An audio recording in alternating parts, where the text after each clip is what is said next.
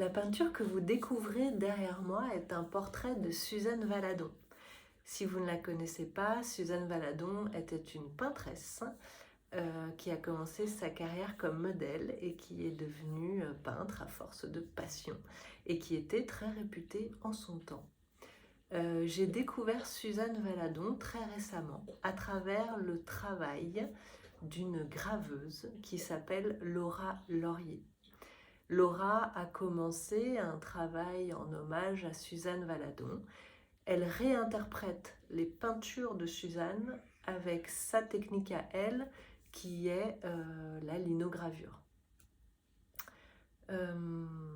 Et donc elle les réinterprète principalement en noir et blanc.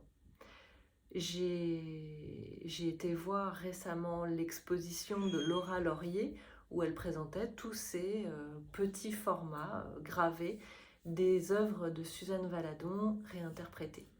J'ai choisi d'acheter une estampe de Suzanne Valadon, de son portrait, et avec cette idée de le réaliser en très grand et d'en faire un atelier d'art mural participatif pour soutenir l'exposition, les futures expositions de ce projet de Laura Laurier que je trouve très intéressant.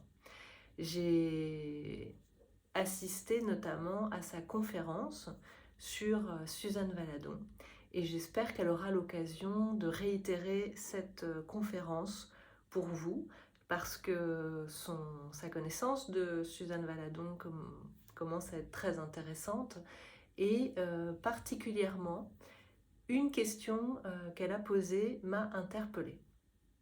Elle nous a dit aujourd'hui le nom de Suzanne Valadon n'est pas connu au-delà des gens qui apprécient l'art et la peinture.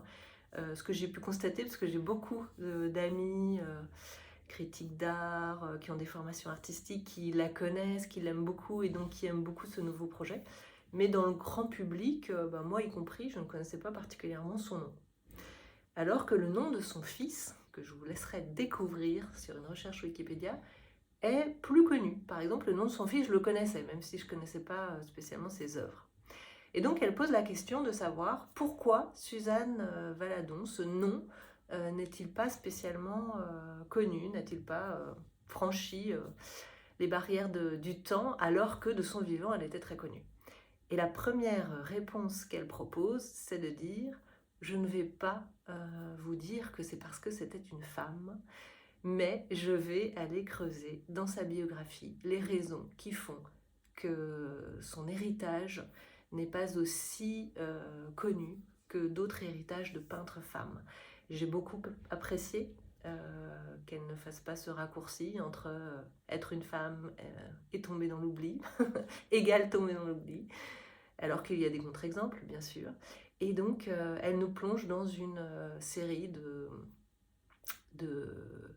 raisons qui font que son nom a été un petit peu oublié. Moi, j'en ai retenu une en particulier à laquelle je suis sensible, qui est le fait que ses ayants droit, donc son fils et sa belle-fille, avaient un conflit d'intérêts avec le fait de faire connaître, de continuer à mettre en lumière ce travail de Suzanne Valadon, puisque son fils était peintre, sa belle-fille a pu considérer que le travail de sa mère, donc de Suzanne Valadon, ferait de l'ombre au travail de son fils, et dont je vous laisse chercher le nom.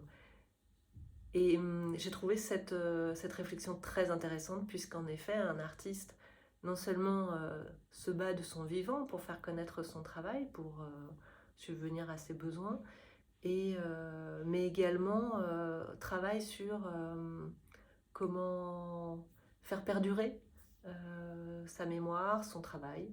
C'est une question qu'on trouve notamment dans une biographie sur Niki de Saint-Phal. Niki de Saint-Phal se posait beaucoup cette question avec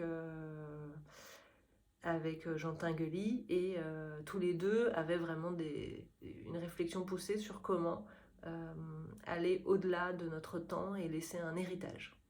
Voilà, donc moi ces questions me passionnent, j'espère qu'elles vous passionnent, qu'elles vous intéresseront aussi. Ce seront notamment moi les choses que je proposerai ce sont les informations que j'apporterai aux gens qui pratiqueront mon atelier en hommage à Suzanne Valadon. J'espère que d'ici là, je lirai un peu une biographie complémentaire pour en savoir plus.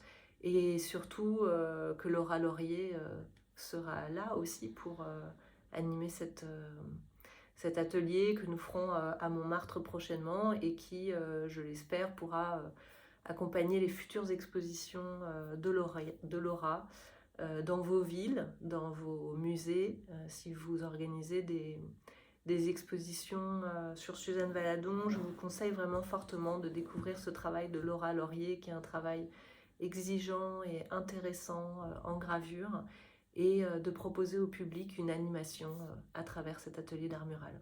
Je vous remercie pour votre écoute et je vous souhaite à tous une très bonne journée en compagnie de Suzanne Valadon.